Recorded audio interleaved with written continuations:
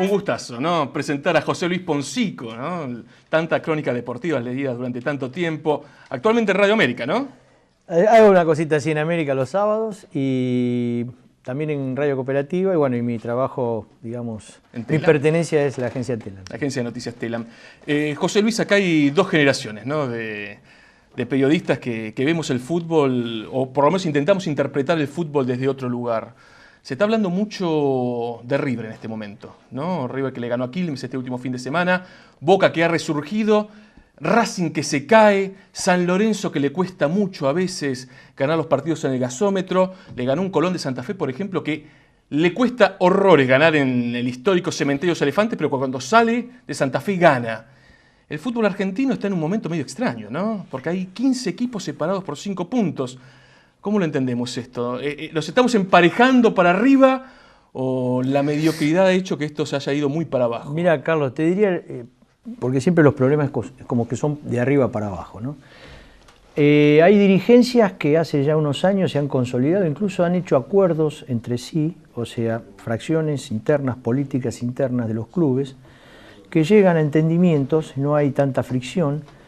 Pues fíjate, por ejemplo, los ejemplos de Estudiantes de La Plata. Vélez, Estudiantes, Lanús. Lanús. Clubes organizados. Lanús que tiene una lista de unidad política hace 30 años. Exactamente. ¿No? Es un dato que no es menor. Bien, Carlos. Te diría un poco más. Te diría que desde que se fue de la B a la C en el 77, con una deuda de 3 millones, en aquella época, 3 o 4 millones de dólares, hicieron el acuerdo las 3 fracciones, digamos, históricas, y a partir de ahí Lanús sí, levantó. Y un juicio a la AFA, ¿no? Que la AFA le restituía la primera división y prefirieron el dinero. Fíjate cómo es la realidad de Boca y de River, o de River Boca, y hasta hace un par de años Racing. Racing tenía con esa historia de gerenciamiento. Entonces, para redondear esta parte, es decir, hay instituciones, por ejemplo, el caso de Vélez tiene la tradición histórica de Amalfitani, claro, el gran dirigente del fútbol argentino contemporáneo, podemos decir, de los últimos 50 años, que murió pobre. Le levantaron la hipoteca, la dirigencia de Vélez levantó la hipoteca 2 o 3 meses antes de la casa. Entonces, había estado siendo presidente del año 43 hasta el 69 y él se enorgullecía de ser un hombre que estaba endeudado. Que no trae patrimonio. Es increíble pensar, yo te doy por la contraria el dato, en River, por ejemplo, claro, entre 1996 y el 2006, River había vendido por 253 millones de dólares de jugadores. Sí, así es.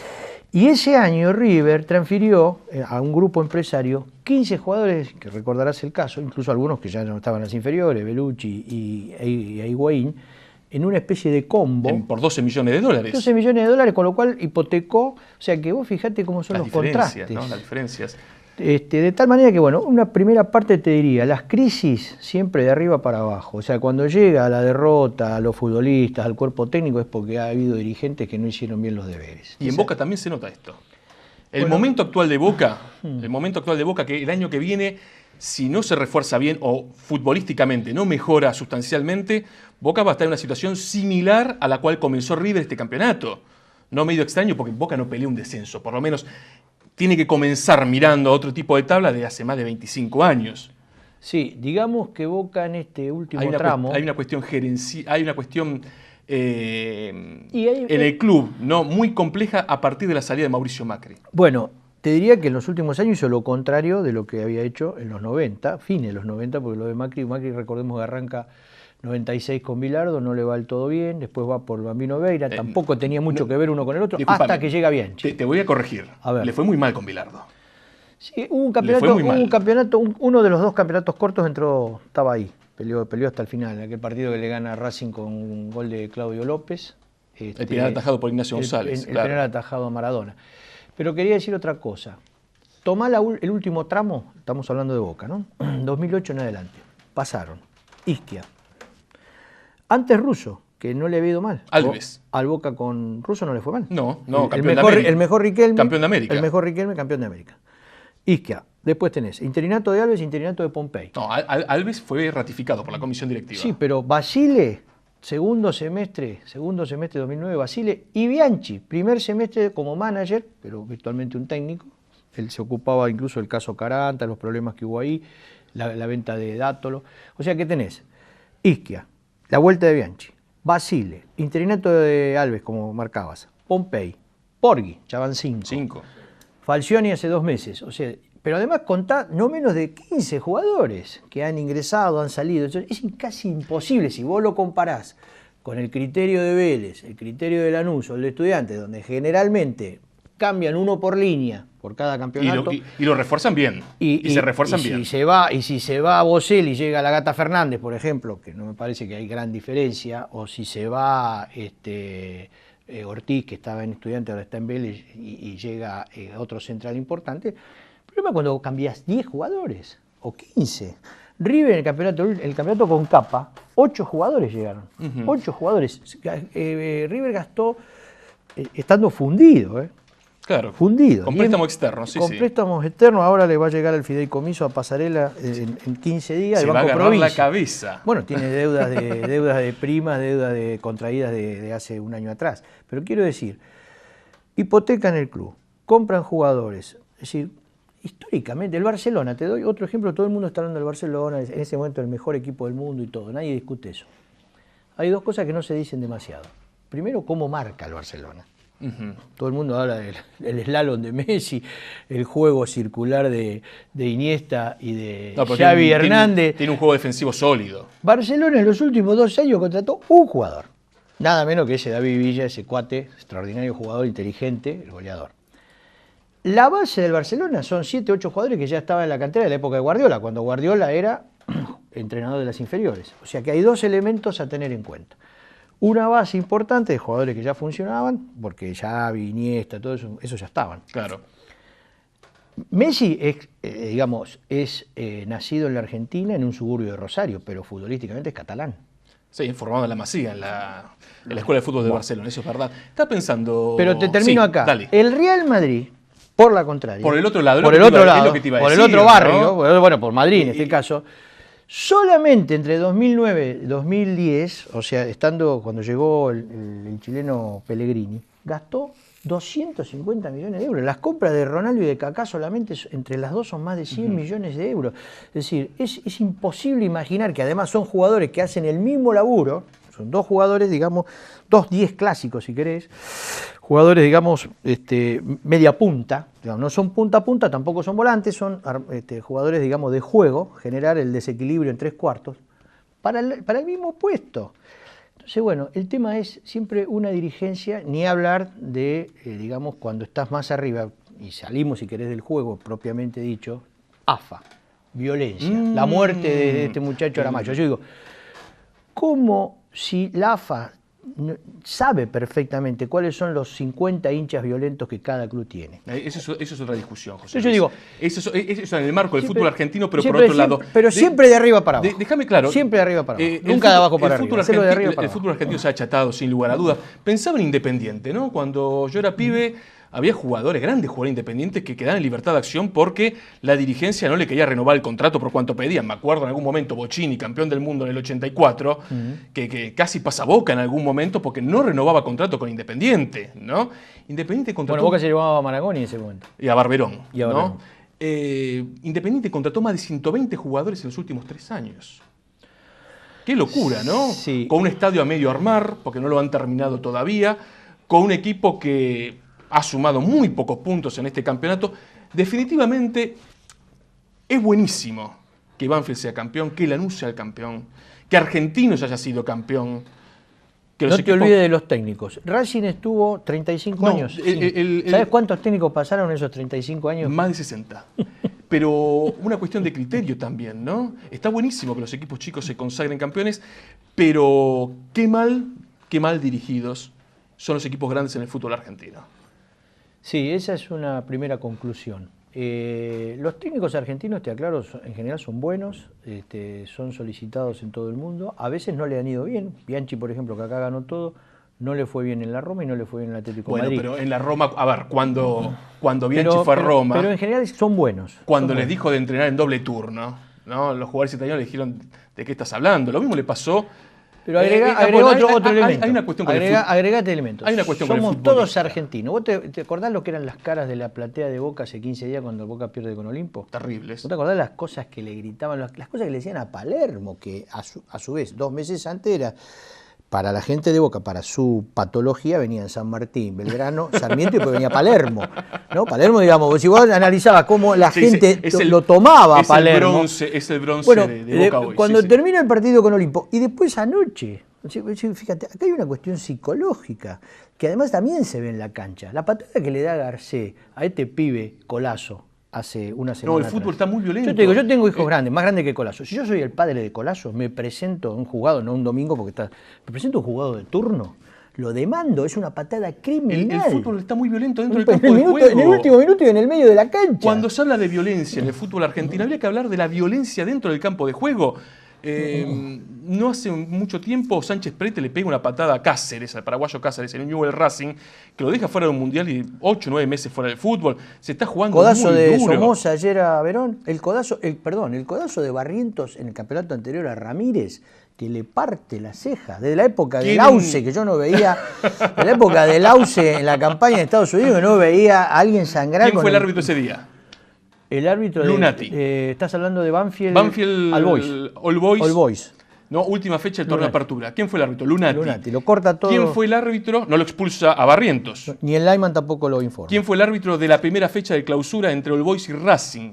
Que Barrientos se dedicó a golpear a Giovanni Moreno, Gio Moreno durante todo el partido. Lunati, que fue catalogado por el veedor de AFA con 8 puntos.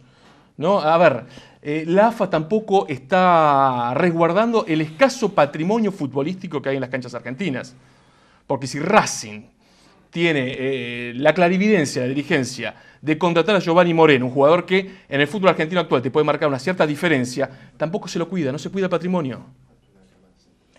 Sí, en realidad el patrimonio no es solamente en este caso, si estamos hablando del juego propiamente dicho, el tema es la AFA, colegio de árbitros, hay tribunal de disciplina y todo. Yo digo, Garcés, ¿sabes cuántas veces lo expulsaron? Desde que es futbolista de primera división. Acordate que en River en el 2001 debutó en River, estamos hablando de 11 años, ¿no? Son 11 expulsiones, es como si lo hubieran echado una. ¿Sabes a cuántas veces lo expulsaron a Botinelli? ¿Cuántas veces? 12. O sea, yo digo, si vos sos árbitro y el jugador está en la cancha, Botinelli, 12 expulsiones, Garcés 11 o 12 expulsiones. Yo me acuerdo perfectamente de Goicoechea antes de empezar los partidos. Recuerdo partidos decirle a Merlo, que te dabas cuenta, uno está en la tribuna, pero te das cuenta diciendo... Hermano. Porque Merlo, que jugaba contra Independiente, a los 2 minutos le pegaba una patada a Bocchini, que le dolía a lo de Independiente, a lo de River, a todo. Te pido, José Luis. A Rocha, me acuerdo, el 10 de Newell's. Yo estaba en la cancha de Huracán. El jugador, finísimo jugador. La patada que le pega a Merlo a los 3 minutos del primer tiempo. Entonces yo digo, había árbitros que se adelantaban al juego.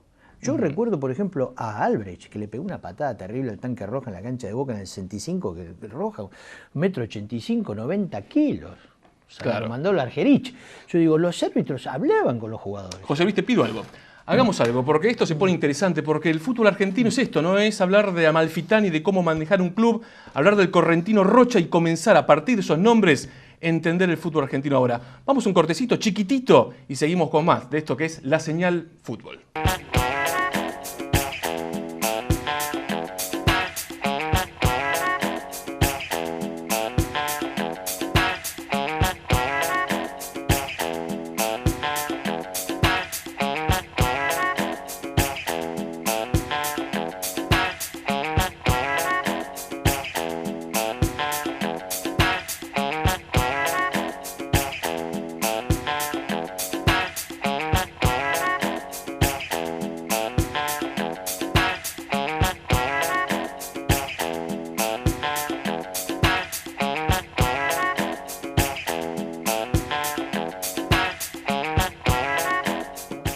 Arrancamos el último bloque de La Señal Fútbol.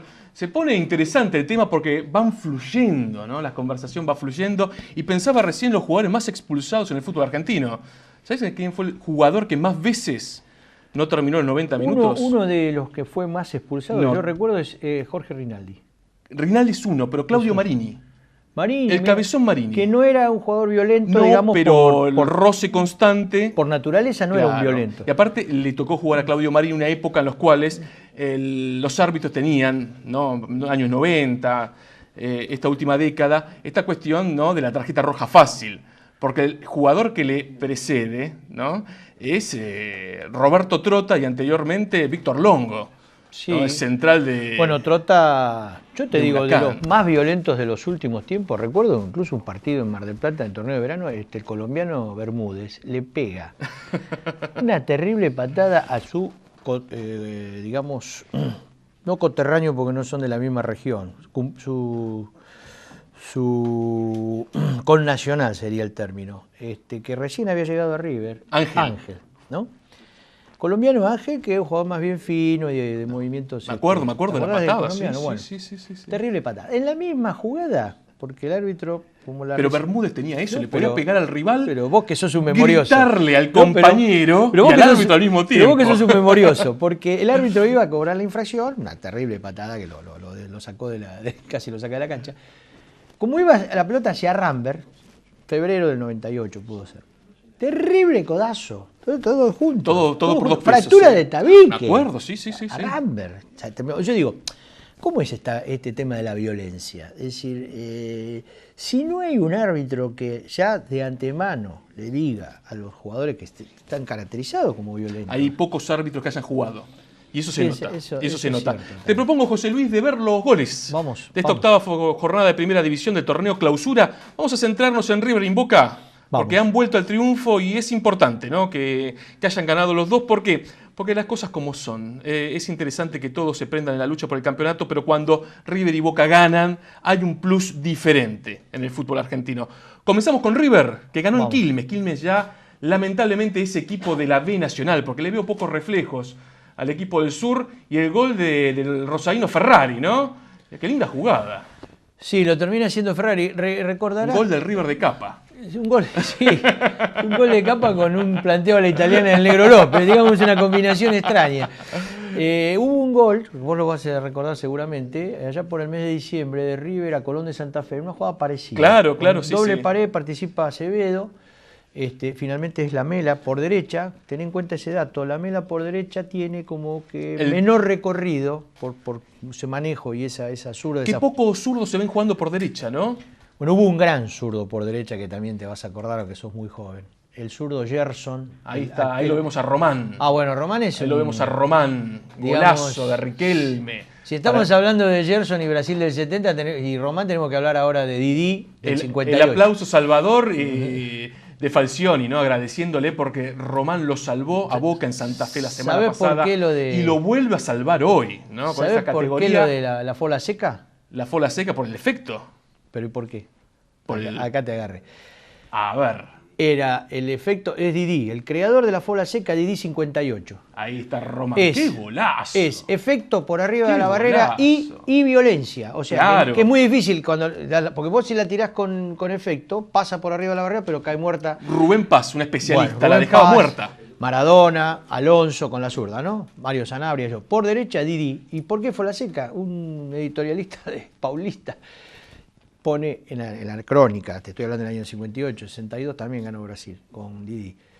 Cae, decía, la pelota, ¿no? Como hojas secas. De ahí viene lo de fola seca. Claro. Riquelme es no lo sabe él, habría que decirle que vea el programa, un discípulo de Didi.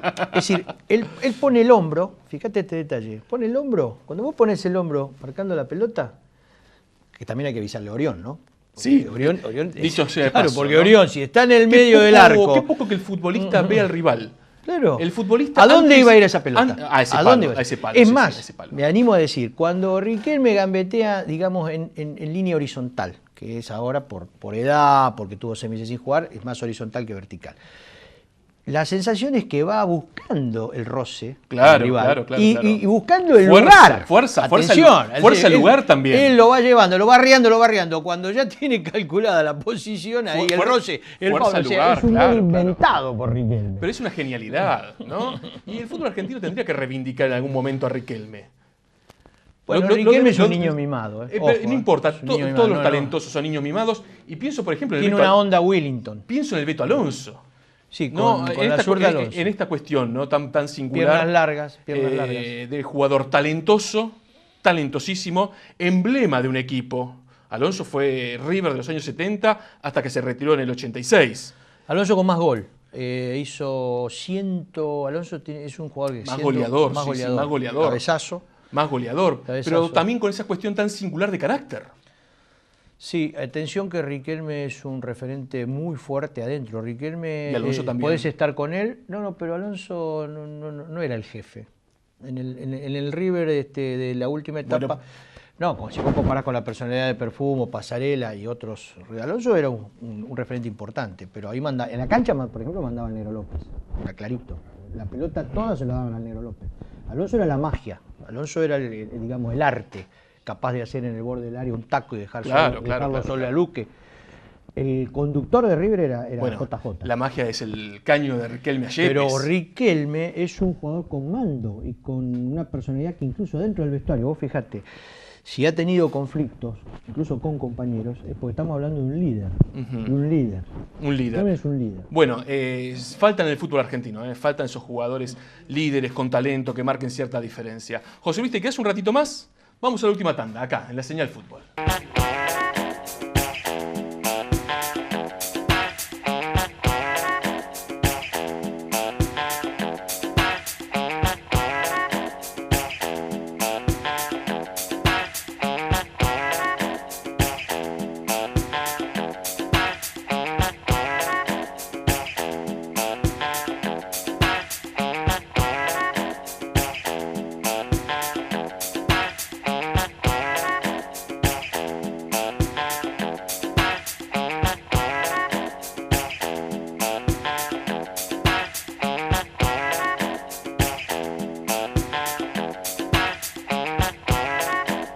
Último bloque de la Señal Fútbol, acá junto a José Luis Poncico, hablando de lo que dejó esta octava fecha del torneo clausura de Primera División, que dejó, entre otros tantos resultados, una derrota más de Racing, la tercera consecutiva de la Academia, que sigue estando ahí, ¿no? Porque está a 3 puntos de Estudiantes de La Plata, pero un equipo que pierde 3 partidos consecutivos, 2 de local, y con todo lo que genera Racing, uno tiene que empezar a comprender que Racing tiene que comenzar primero a sacar puntos nuevamente. Ahora está sintiendo más que hace a Giovanni.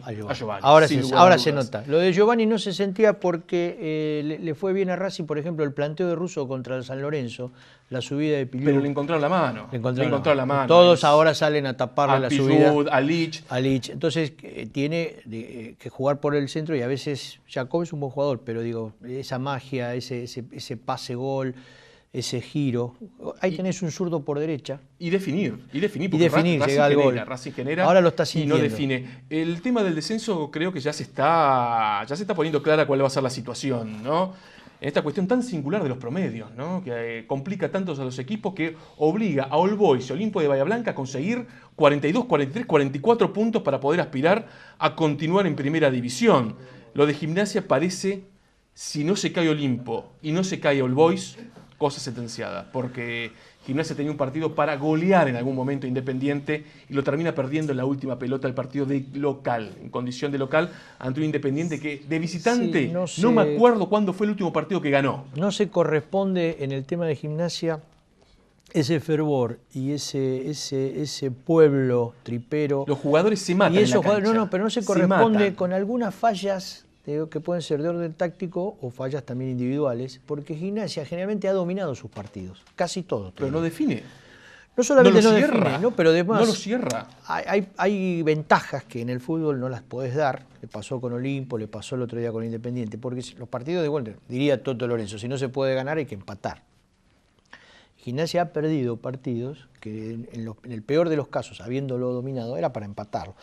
Pero acá hay que destacar a un equipo del cual nadie habla, desde su modestia, te diría, del interior, que es Godoy Cruz. Atención, Godoy el equipo Cruz, que mejor juega en el fútbol argentino en las últimas 2 temporadas. Godoy Cruz, que Austero, contrató técnicos, ganó cuando subió en el 2007-2008, pasaron Troglio, Coca,